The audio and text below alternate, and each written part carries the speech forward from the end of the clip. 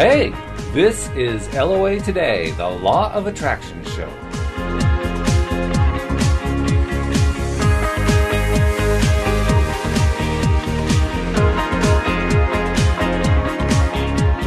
Welcome to LOA Today. Walt Thiessen and Joel Elston here. It's Thursday, October the 13th, 2016.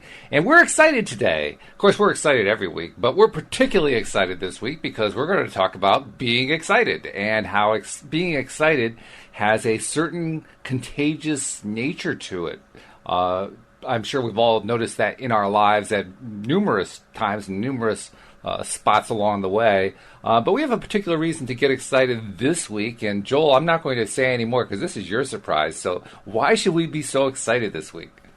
Walt, first of all, it's great to talk to you again. I love doing our show. I love our audience, and I can't believe that we're already at October 13th. That's amazing to me. It is. So this year has gone by quickly. Oh, God.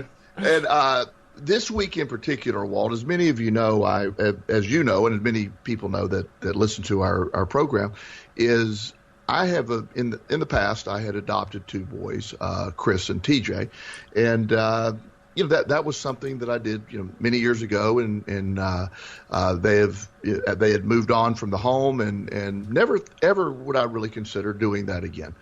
And then a couple years ago, after the loss of my son TJ, it didn't dawn on me that I would ever consider looking into another situation like that. And understandably, after going through that, that's tough to get back on the horse, so to speak. Right. And so, I had, I don't know where it came from, but I follow a lot of foster care posts and, like on Facebook, and I'm still active in helping kids find homes. And I would find myself reading these stories of how these kids needed homes. And I started thinking again, would I allow myself to do that again? Am I capable of doing that again? I mean, this is several years later. While I have a lot different demeanor than I did when I adopted the boys, my first round, I don't, I'm also 54 years old, and that's quite a responsibility to take. So I played with the idea for a while, and I have several friends that are doctors, psychologists, psychiatrists, and I wanted to make sure that I was in the right frame of mind. So I talked to several of them about it, and they said, "Well, Joel, you're great at what you do. If you ever decide to do it, I know you'll do a great job." And so I started getting excited at the idea. So I decided I was going to at least go through the process of becoming a foster parent again. Now, whether I followed through with that or took a child in, I didn't know. And I've told you about this behind the scenes, Walt. You sort of followed this journey over the last several months. Oh, it's been great to follow too. Yeah. And so we got to a place where I could successfully completed the training, and I became once again an approved therapeutic foster parent.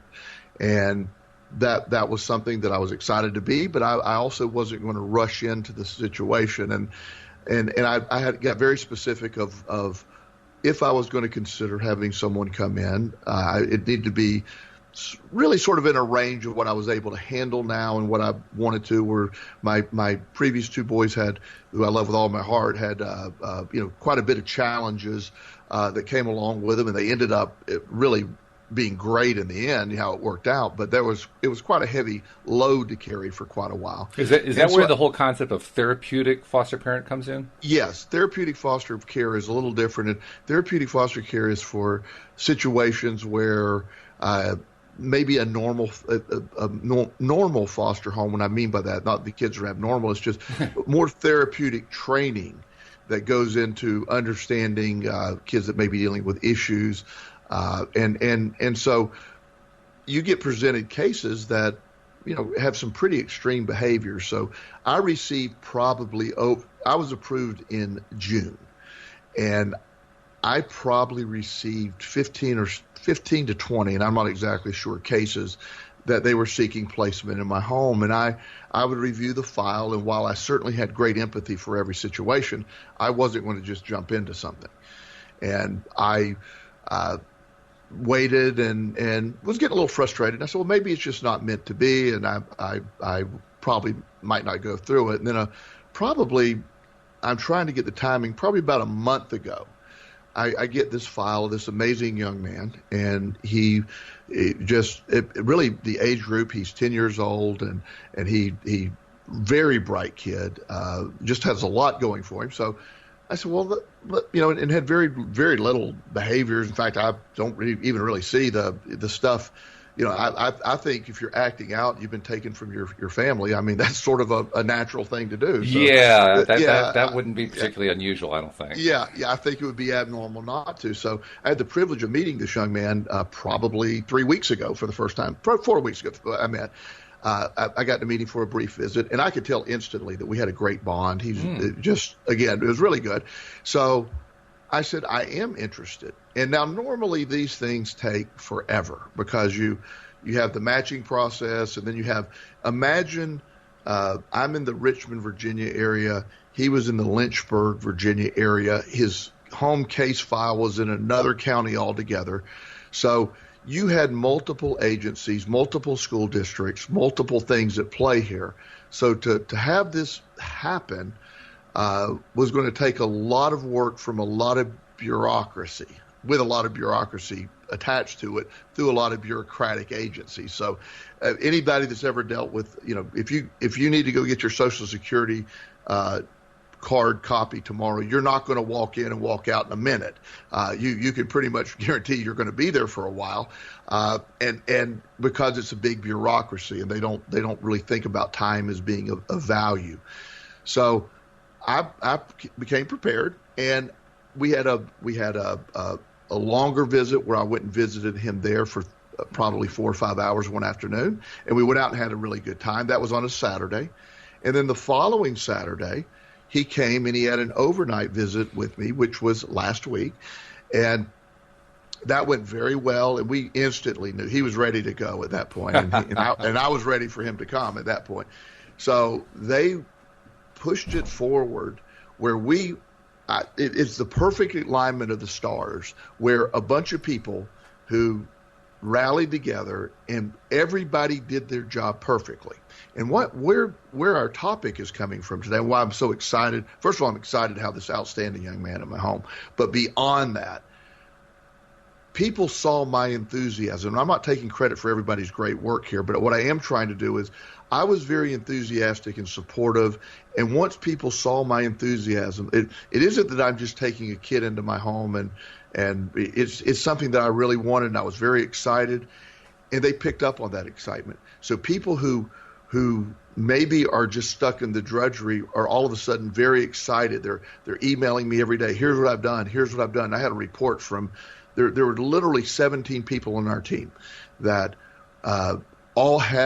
they were all important components of getting this young man into my home. And they all performed perfectly, just in an amazing way. And the more that happened, the more that sort of gained momentum.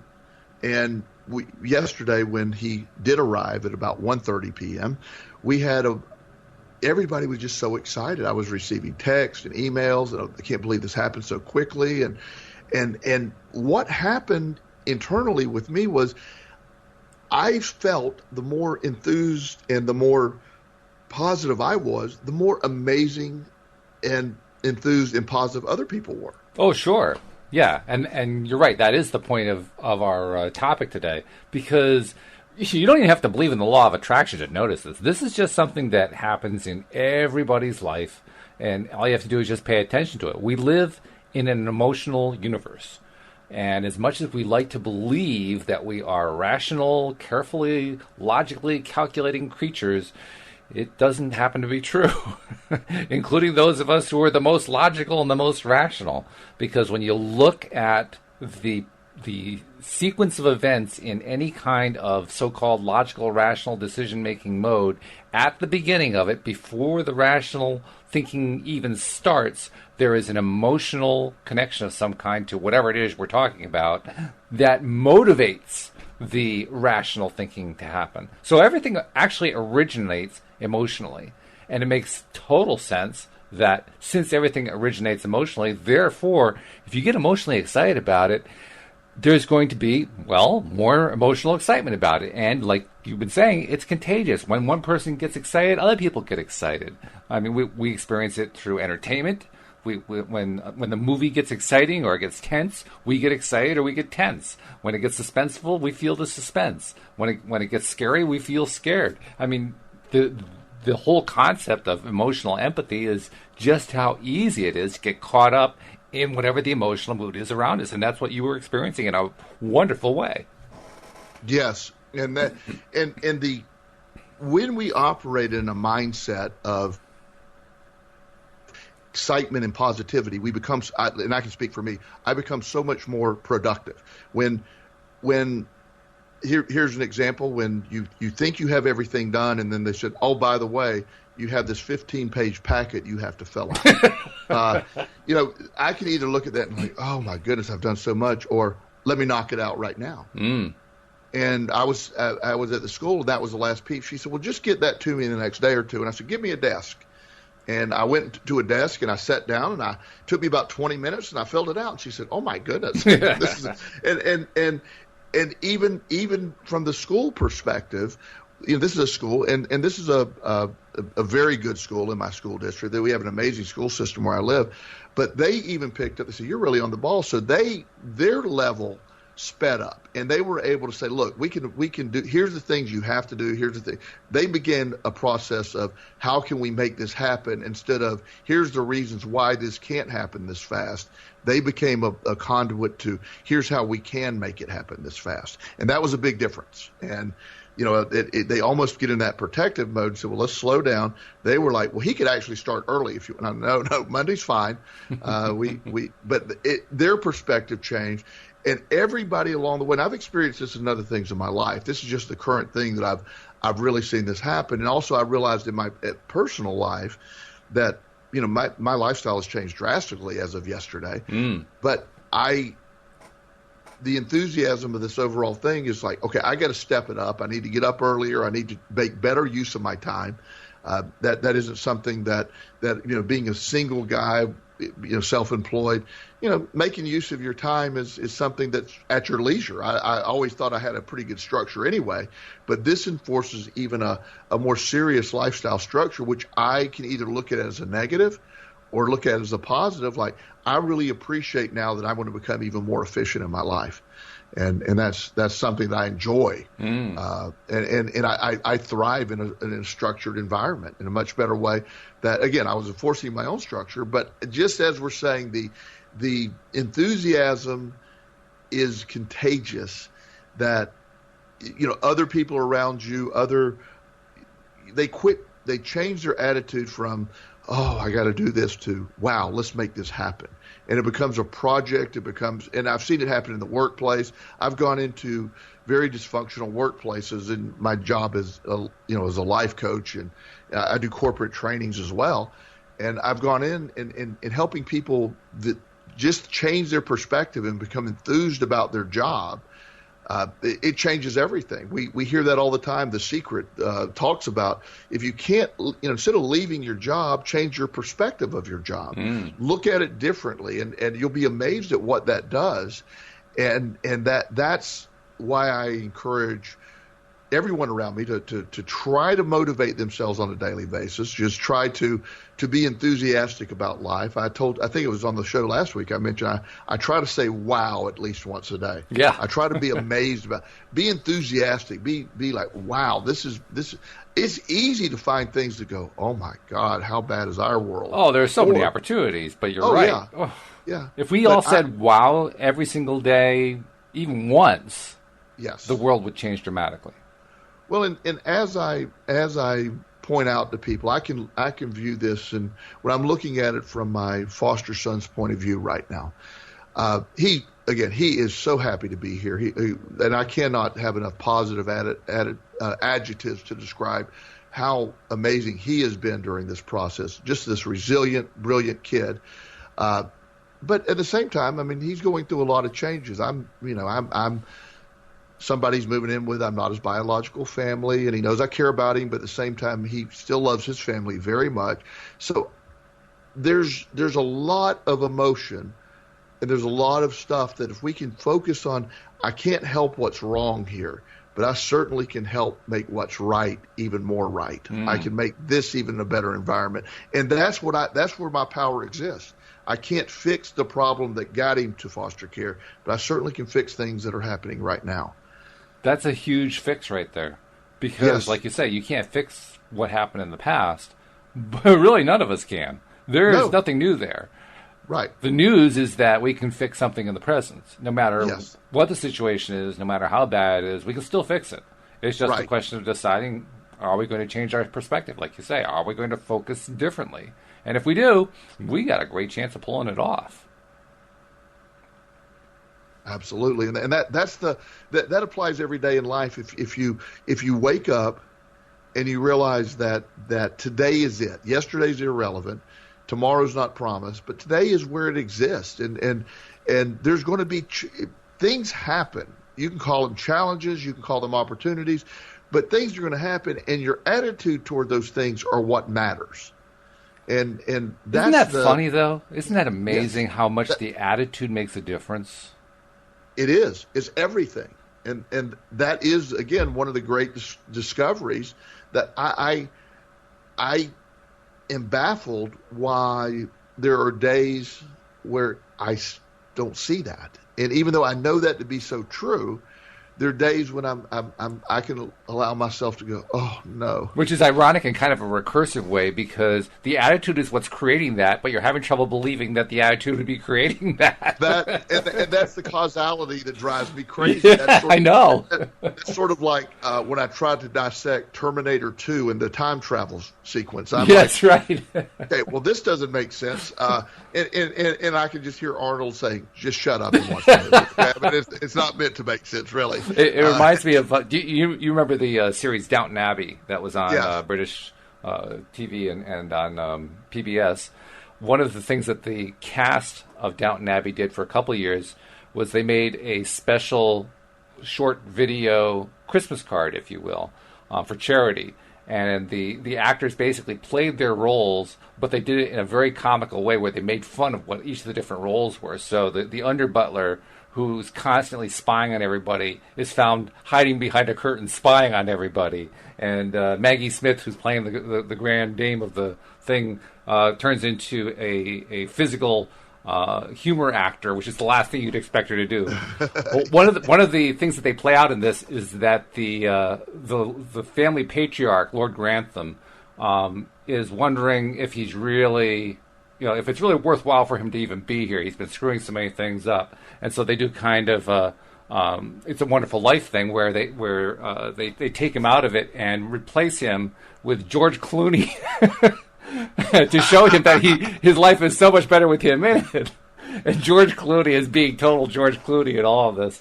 Well, the guy who plays Lord Grantham, his name is Hugh Bonneville, he's questioning all this. He's saying, wait a minute, this can't happen. He starts picking apart all the different ways that this doesn't make any sense because his daughters are there. Well, how can his daughters be there? Because they're his genetic flesh and blood. They are George Clooney's flesh and blood. That's impossible. And you see the camera pan over to the writer of the show, Julian Fellows, from the backside, and you hear him say, nobody cares. That's sort of it, and I love that analogy. It's at the end of the day, what happens today, and that piece is out of your control. Life is going to throw things at you. How you respond to it, and how you feel about it, remains 100% in your control. That is really breaking down the law of attraction to its simplest form. That you are in control of that, and yet the human condition almost fights that reality. It and does. That's what I find that fascinating, and I believe that comes from years of. When I say years, I'm talking hundreds and thousands of years of breeding the way we the idea that I if I'm happy, that's going to lead to something being bad, or I'm doomed, or I'm destined for bad things to happen. And that's the concept of all this. Of I can look at our situation right now, and with my foster son that is here, I can say, wow, this is a this is really sad that he's here. And on some level it really is. But on the other hand, what an incredible opportunity this is for both of us. And this is my opportunity. It's his opportunity. And so the ability to choose which way we look is such an important perspective that it's so important that we are in control of our perspective. I wake up every day and that's what I need to focus on. And whether it's this situation or it's at work, I found the other day it's funny how your mind will quickly go to this. I had a client call. I obviously have a lot going on in my life, and I'm trying to get my schedule straight. And I had a potential client call and said, I'd like to set up an evaluation appointment with you. Well, my first reaction internally was like, oh my goodness. Well, that's what I do for a living, and I love what I do for a living. So the idea that I would have that, and I immediately snapped out of it and go, oh my gosh. I said, I can't believe I just had that internal thought. The thought wasn't that I didn't want to talk to the client. The thought was, I have so much going on. When am I going to fit this in? Well, I explained to the client what was happening. I said, it'll probably be sometime next week. I said, can I call you on Monday when I have, and he was like, absolutely. I'm so glad to hear you're doing that. And in the end, it's going to be a real positive. He understands that. But my initial reaction was like, oh my goodness. Well, of course, that's what I do. That's what I do for a living. I love to be in that position. I love what I do for a living. I got to remind myself of that. That's a really educational thing that you just described there, because until you made that phone call, you lived in the dread of it. It wasn't until you made the phone call that you found out you were dreading nothing at all. Right. And that is, that might be the biggest statement you have made in a long time. I really am into that. We dread nothing at all. There's nothing to dread, but yet we create this dread. How many things do you put off doing, and they end up being nothing? You laugh at yourself because I had mentioned Social Security earlier, but I have this really good friend who needed to get a Social Security statement immediately, and so she had to go down, and she said, she told me for 2 days, I want to be there all day.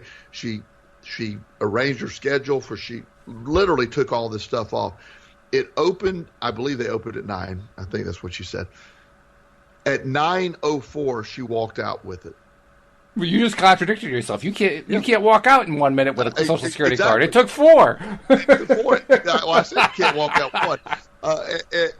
And so she called me and she goes, oh my goodness. She said, I have spent 3 days just wallowing in this concept that I'm going to have to go sit there with, just this, all these people crammed together in a bad mood waiting. And she said, they were so nice. The lady, when I checked in, she said, oh yeah, I can actually print that out. You don't have to see any agent for that. And she punched in some information, answered some stuff. She said, I got to go to the back and get it printed. She called me and said, wow.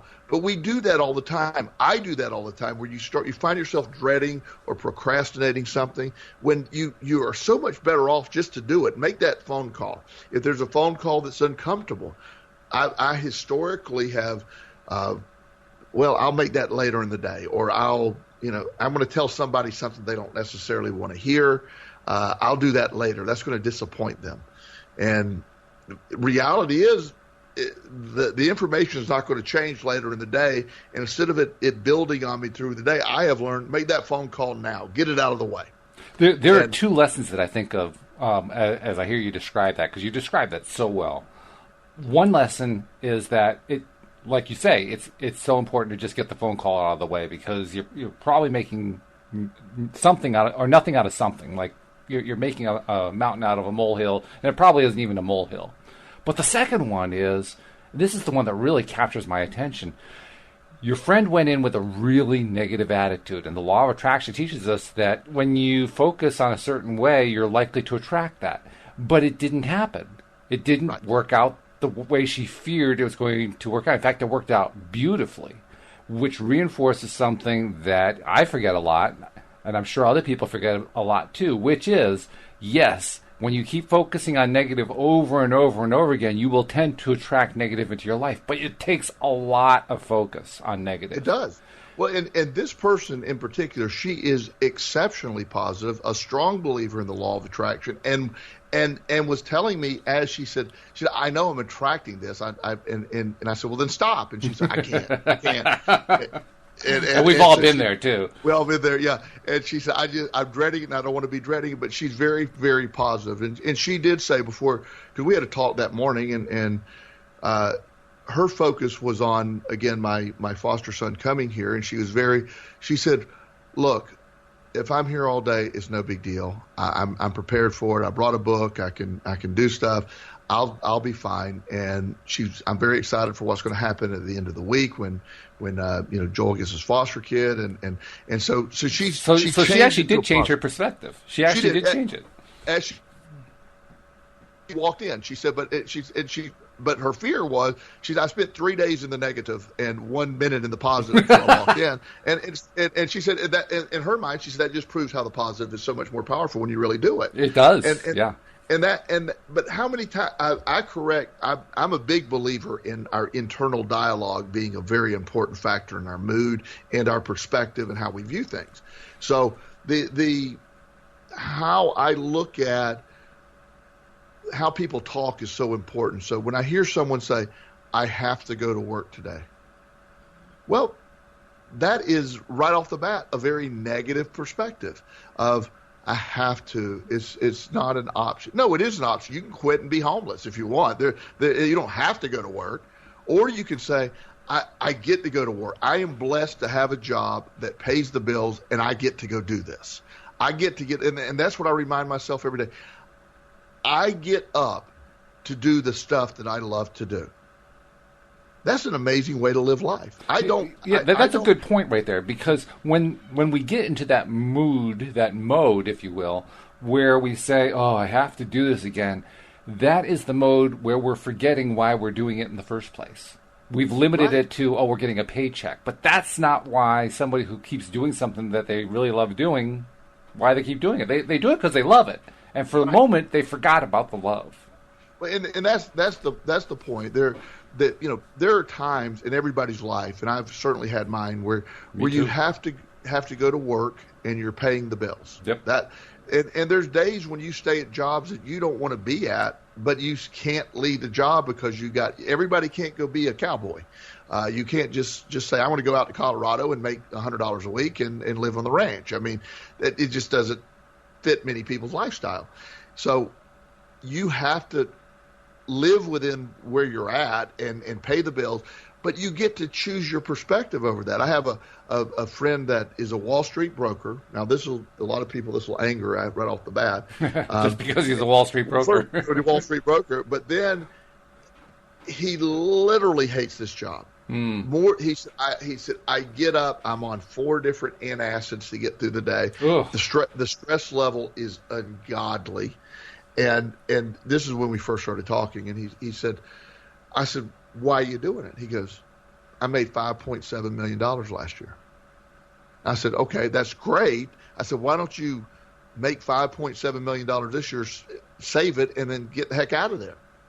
If you live, I mean, that's livable money, not in New York City forever, but you could move to Charlotte, North Carolina with $6 million in the bank and do pretty well for a long, long time. You'd be set for life, really, unless you overspend it.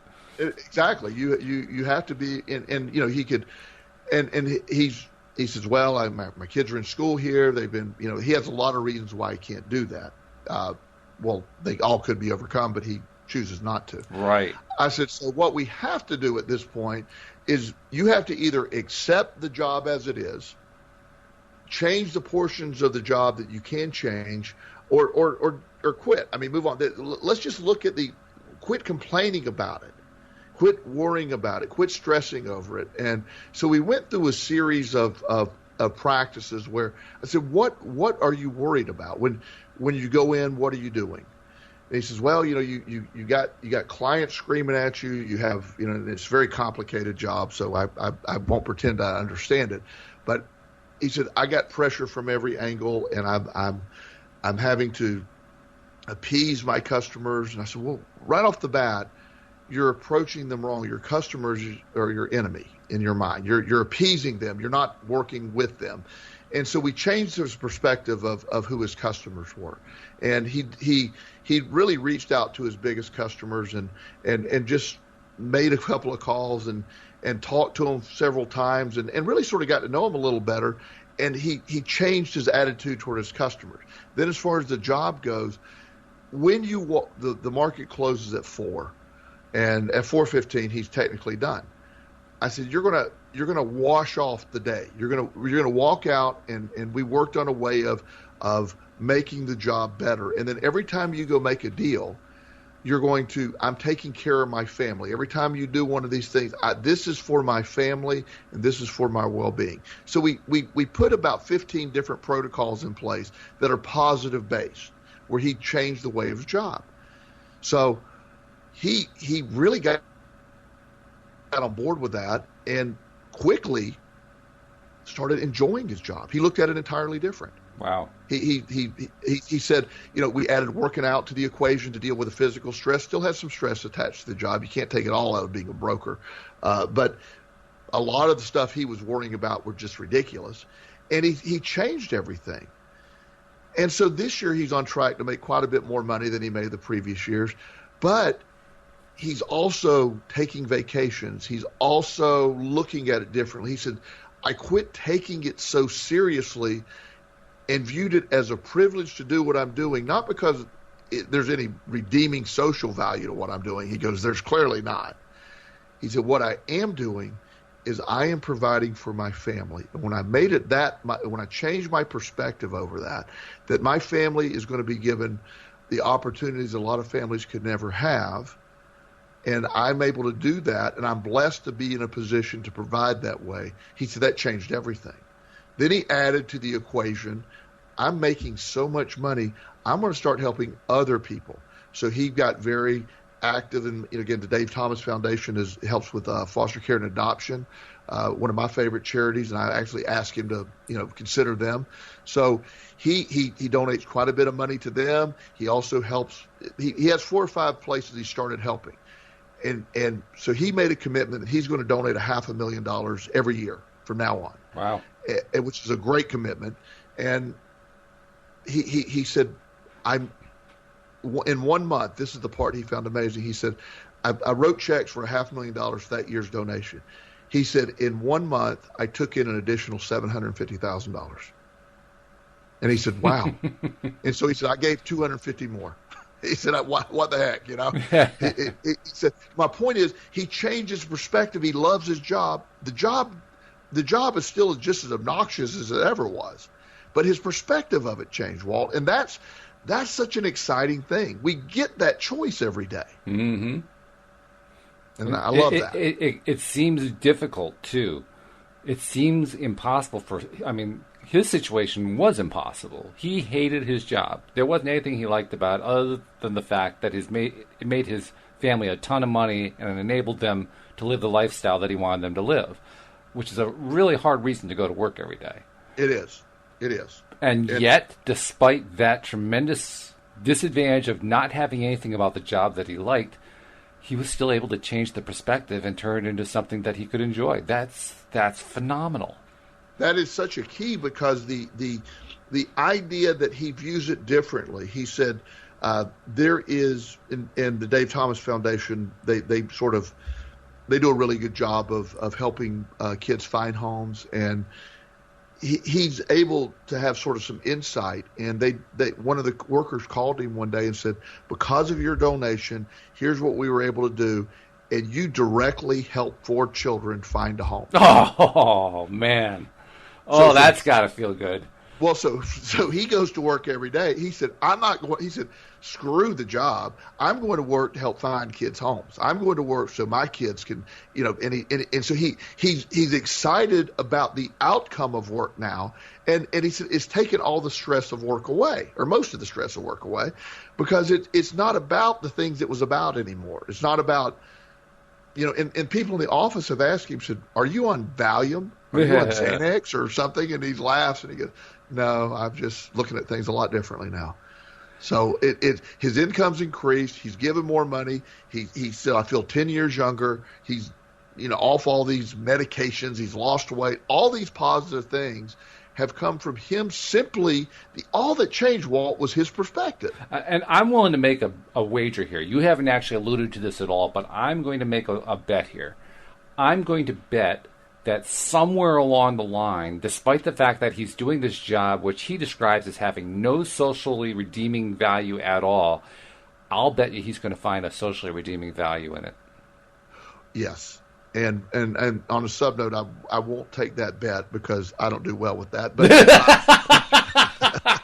yeah, we do know that, don't we? yeah. So I just want to be on record that I did not take that bet. Okay, yeah, that's fair. You are correct in the sense that I believe he's working to where he can see that, and he said he's playing with the idea of maybe working for creating a fund a mutual fund where there are social redeeming valued companies only in the fund. I mean, so there are some things he's thinking about that is leading him to that direction. But you're right, he minimally has already changed to a point of there's value that I can make money and help other people. That has changed him a lot. It isn't just about how much more money can we stockpile, and then he had his accountant say, well, you've donated the maximum you're going to be able to donate this year, and he goes, I don't understand what that means. And his accountant said, well, for tax reasons, you don't need to donate anymore. And he goes, I'm not donating for tax reasons. That's what you are mistaken about. And he saw it differently, and if there's a need, he's able to address it, and that's helping him.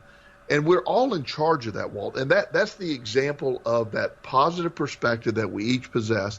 And as I teach, whether it's the young man that's living with me now, or it's some of my clients, you get to choose your perspective. And when you learn that, whether you're 10 or whether you're 50, that changes your life when you understand that. Yes.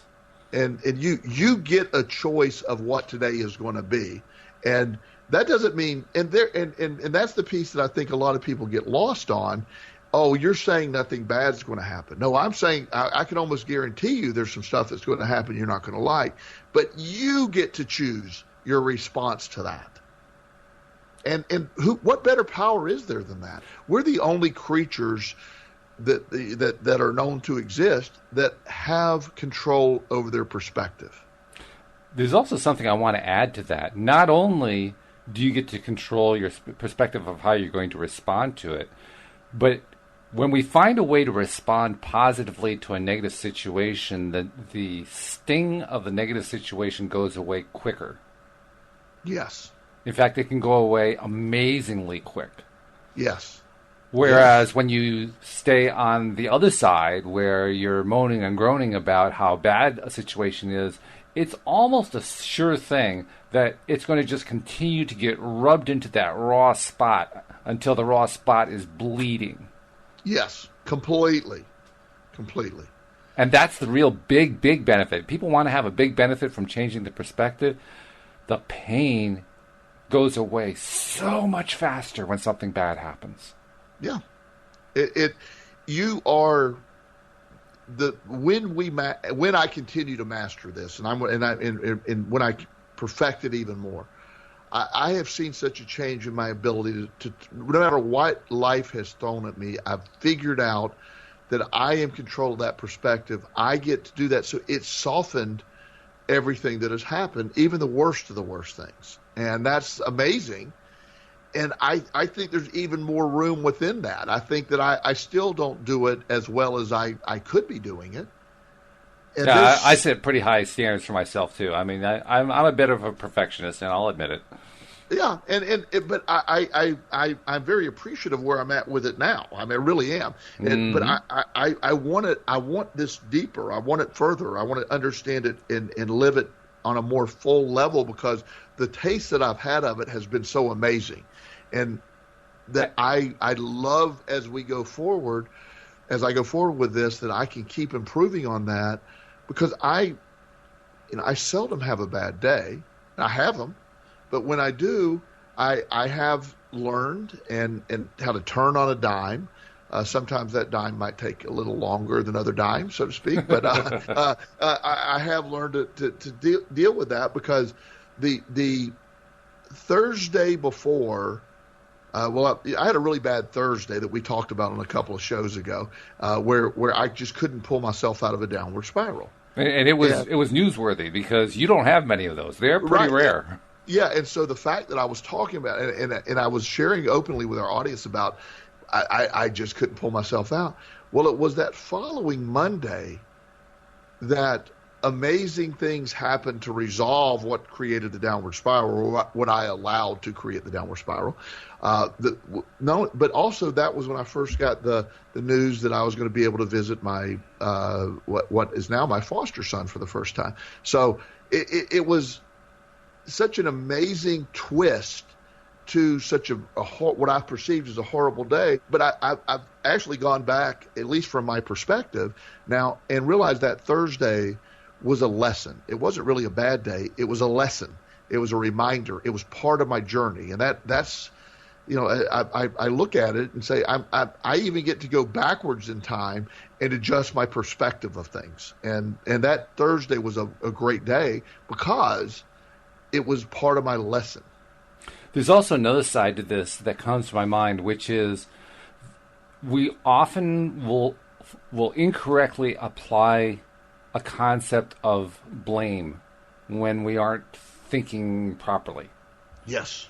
And to illustrate just how misleading that concept of blame is, I'll tell a story that any advocate of LOA can recognize, because they've run into it themselves. I was in a discussion on a Facebook post, and I don't remember all the details of the post, but the bottom line is I made the comment. It was basically a pro-LOA comment, that what was wrong with the post was that they were choosing to focus in a non-productive way, and thereby attracting bad stuff. And all they had to do was change their perspective, and things would happen in a good way. And within the context of the post, somebody responded to me by saying, so if a child gets raped, you're saying that the child is at fault. Now, I could have bid on that one if I wanted to just go emotionally over the edge. I could have bid on that one, but I didn't. What I did was come back to him and say, the problem with what you said is that the word fault implies blame.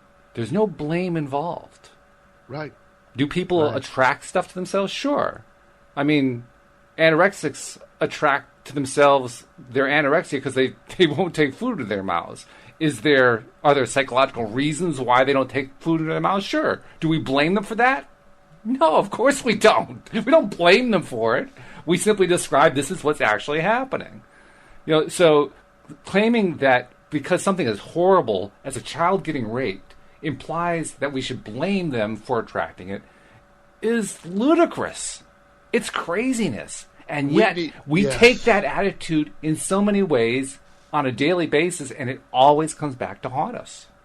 Well, and in the very beginning of my understanding of the law of attraction, that was the first, that what you just talked about, that subject matter, was my first roadblock, my biggest roadblock. And we live in a society today, especially today, even more so right now than we have ever, where the term blame, where everybody, there is a last week there was the hurricane was coming up the coast, and there's all this, blame. Well, did they respond in time, or did the local, the island people, I forget which Georgia island this was, did they respond in time? Did they do this? Did they do it right? They're wanting to open hearings and committees, within days of the hurricane happening about who was at fault. No, the hurricane was at fault. That's what happened. A hurricane came and blew a bunch of stuff down. But we before the dust settles after September 11th, they were wanting to have subcommittee meetings about this and that. Blame has become sort of the most important factor when we're looking at what happened. And I think that sort of bleeds over into this other concept. Like you're saying, if you attracted it, it's your fault. that's not the point. There's a much bigger picture here. It's not about fault. It's about what we're attracting. Is there other factors? Absolutely. But the concept of blame is where people get, they want excuses. Well, how many times were people, rob a bank? Well, I robbed a bank, but I was drunk at the time, or I was on drugs, or I needed to do it. Well, you still robbed the bank. Right. You still robbed the bank. My son Chris used to have this. He had the hardest time with this concept. He hit this kid in the head with a rock one night, and the kid was crying, and Chris came. But I said, son, you can't throw rocks. He said, we were just throwing rocks, but not at each other, but it hit him. And I said, okay, I get all that. He goes, I didn't mean to hit him. And I said, son, you still hit him in the head with a rock. But I didn't mean to hit him in the head. I go, I understand that. I'm not saying that you had an intent to hit him in the head, but at the end of the day, a rock left your hand and hit him in the head. Right. And so it isn't about blame. It's just that I'm stating a fact of what happened, and I'm just saying you can't do it. Your intent is really irrelevant in the equation. We still actually, he's now 20, and we still work on that concept a lot. So, and a lot of people do. Sure. But you understand it. And so the idea about blame and understanding the law of attraction has zero emotion. It isn't about blaming. It isn't about, it doesn't care. Gravity, if using the same age group, if instead of the rape scenario, if you have a child that climbs up to the top of the tree and falls to the ground and dies, let's take it to the extreme. Is it gravity's fault? Is it the child's fault? Is it the child's fault? Or did what? I don't hear anybody go, that gravity, damn it! It shouldn't be that way. I think we should outlaw gravity. Exactly, it's just like fire. Fire is important. We need fire. The concept of fire, but also it can be very destructive. It's just there's always these balances that people accept. There's no debate with the law of gravity. We don't blame the law of gravity. We don't do different things. Let's have a subcommittee hearing on gravity. But it is something when it comes to that steps out of the equation. And ironically, the same people that generally say, well, you mean to say that the child was raped, he or she attracted it, are the same ones that say, oh, God prevented that from happening. Well, now, I'm failing to see where this connection goes. Right. So it's not the child's fault. But let's blame God then. Well, it's not God's fault, but if it prevented it from happening, God prevented it, and we get into these ridiculous conversations about blame. Well, the point that I was trying to make to this guy, and you're kind of alluding to it here, is that the moment that we look at a horrible situation and start to assign blame to it is the moment that we are trying desperately to take our attention away from the facts of how it happens. Yes. We're trying to pretend that it can't possibly happen that way, and the only way to do that is to blame something else. Well, that's exactly right. So we're stepping away from responsibility. We're stepping away from understanding the concept of what happens. It for years, a long time ago, when polio was an epidemic, and it was, they eradicated it and did a great job with all that. There's, I've heard conspiracy theories that polio was a government conspiracy, and I'm like, the government can't. That's way too complicated for our government. They're not that good. They're not that good. So regardless of your feelings about a lot of this stuff, they did a really good job of making polio not a thing. By the way, anyone who thinks that the government is creating polio epidemics should look at the situation with the FBI and the iPhone that they wanted to break into, the iPhone that used to be owned by the terrorists. Because the FBI was incapable of breaking into that iPhone. They begged, they demanded, they wanted court orders to force Apple to give them a back door to open that iPhone. And it turns out later that a professor at MIT was able to open the iPhone with $5 worth of parts he bought at Radio Shack. Yes. The FBI is considered to be the crown jewel of the government system, and they couldn't open the iPhone. You think they can start an epidemic? I know 12-year-olds that could have. Yeah, I said, open the iPhone, please. It's like, oh, okay. But you're right. That's the idea. But when we look at it, polio was an epidemic, and they were able to eradicate. Scientists, came up with a vaccine that eventually basically eradicated polio. All that understanding. While that was happening, there were a group of people. Well, polio is a curse for, I forget what it was, but whatever was happening at the time, it was viewed as a curse. Or, for a long time, I think a good friend Jerry Falwell said, good friend? Okay. Yeah, be kind. I didn't know you were friendly with Jerry. That's pretty cool. Yeah, I talked to him one time, so it wasn't pleasant. But he blamed AIDS because it was a punishment from God for being gay. It's like, really? And we have this society that does these things. I'll tell you an interesting side story about Jerry Falwell before we leave Jerry Falwell behind. Jerry Falwell was known by people who live at Smith Mountain Lake in Virginia near Roanoke to have a place there that he would take his mistress to. This was well known among everybody who lived in the community there.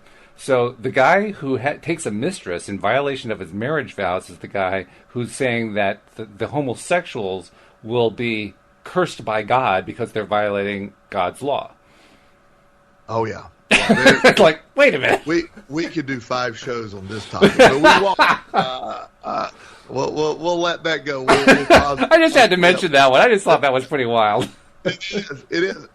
And I love when we're able to, when we don't get stuck on blame, when we can get to the point of, I have had people, here's an example, I've had people who have betrayed me. And when I was working at my previous employer, someone who I trusted very much sort of undermined me and really created a situation where I had to leave the job. And I'm not saying I didn't have a role in that. I got caught off guard, but it really freaked me out that someone who I'd come to trust, it really sort of did that to me. And I had to battle for a little while, like, wow, how could this person do this? That was more of a concern, just somebody I trusted completely. Well, the reality is this person, by doing what this person did, it opened up this next level of my life. So I could focus on being betrayed when I clearly was, or that if that would have happened, I wouldn't have gone into private practice. I wouldn't have had just an incredible chain of events happen because of that. And so I want to sit around and harbor or blame or this? No, I actually wrote a letter, which I'm sure made this person angry, or email to this person, thanking them for betraying me. And I said, I know it wasn't your intent, but you unintentionally put me on a path that is been the greatest thing that's ever happened. Thank you. I surprisingly didn't get a response back. But it's such an incredible thing, Walt, that I want you to, and you know this, I want our audience to know it. When I spend my energy on blame and focus on the wrong stuff, it's minimally keeping me from the positive of what could come from any situation. Oh, minimally is definitely the word, because that's the least of what it does. Exactly. So if I can even get to that part, but in fact, if I'm writing, I wrote the book, The Bench, and I claim to be working on another one. As peers, I'm claiming, because I'm not doing a lot of work on it. But I allegedly have. But we won't blame you for it. I will blame you for it. It's amazing that I'm angry that book isn't getting written. However, I'm not doing anything to write it, so I'll just sort of leave that to the universe and sort of blame the universe. But the within us is the ability to dissect things and say, wow, this was a catalyst that pushed me to the next level. And I'm so grateful for that happening. Or I could spend the rest of my life bitter and angry over somebody I trusted betraying me. Either way, it creates an entirely different, depending on which way you go, it's an entirely different path. One is a path of of misery and the other is great joy. And I was in charge of that. That's the key. You have the choice between great joy and misery by deciding whether you're going to not blame or to blame. Yes. And that's I know when I have over the years, through my addictive process back in the days of my addiction, everything, I lived the ultimate law of attraction life, except it was all negative. It was nothing. But one little tiny detail. It was all law of attraction, but I didn't realize I was living law of attraction. But I kept bringing nothing but negative to the table, and it got worse and worse. And when I would think it couldn't get any worse, it would get much worse. And that was a brutal time. And I could be very angry about a lot of the stuff that happened then, or I can say, that was part of the process to get me to where I'm at today. And while I don't want to go through it again, it was necessary. And I don't view it as bad anymore. Mm-hmm. That's huge, Walt. That's huge. It's truly remarkable how when we get into one of those negative spirals, how consistent the result is. Yes. And that's just the whole thing that you as a practitioner of the law of attraction, as me as a practitioner of the law of attraction, that didn't come out right, but you understood what I was trying to say. We live daily with choices, and each choice dictates our reality. And when you look at it that way, everything from what you program, we talk about not watching the news, everything you program. This week I took a 6-minute break from my news blackout only because I wanted to check on the hurricane. I have a lot of friends, down in Florida, and I just wanted to see where that was going. And even within the forecasting of the hurricane, I picked up on negative anticipation. What happened is the hurricane had actually gone to the east a little bit, which was great news. It was great news for the people in the Tampa Bay area, for example, because the storm was predicted maybe even going over Florida completely, which would have been horrible for my family on the west coast of Florida. Well, by clicking over, and I understand what they're trying to do, but the forecaster or the performer who is a meteorologist, I don't know what they call them, kept saying, but let me caution you that this is still, it was almost like, don't take anything good out of it moving to the east. I want you to be aware this is still very, very dangerous, and it's still there will be people that die from this hurricane.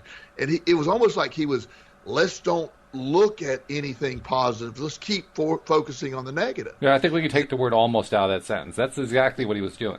Yes, and so I'm sure he's not aware of that, and I'm sure that he, and they're I get there's a concept that we don't want people to let their guard down. I understand all that stuff, but the reality is, from a law of attraction standpoint, he was begging it to turn back inward towards Florida. That from a law of attraction standpoint, and I laughed. I turned it quickly off when I realized even the weather forecast is negative. It's just it ended up that, at least as far as my family, and I know there's a lot of people affected, but my family in Florida really had a lot of rain, but that's the only impact they had from the storm. And like Virginia, where we live, there was talk here. Oh, it could come right over Richmond. I've heard that from our local forecasters. I work out at a gym with one of the weathermen. He said, "This could be serious, everybody." And I laugh at it. Really? I said, "It's a week away. It's not likely to hit us." "Oh, I think it's going to." Well, it's heading out, and I'm not minimalizing the damage done from the hurricane. Well, you know me, but I'm just talking about. In general, I quickly apologized to the universe and said, the news is going to get turned off. Even the weather forecast has gotten negative. And I guess it always has been, but I'm so in tune to people being negative or anticipating the negative versus I would love to somebody said, this is incredible news. The storm has moved a little eastward. There's an entire half of Florida that just because of this move is not going to be affected by this hurricane as bad as we thought it was possible. Doesn't mean there's not danger ahead, but it certainly has affected, 7 million people in a positive way because it's moved 10 miles this way. And on that very happy note, we have to draw to a close. Joel, it's been a pleasure as usual, and we'll see you all next time here on LOA Today. Goodbye, everybody.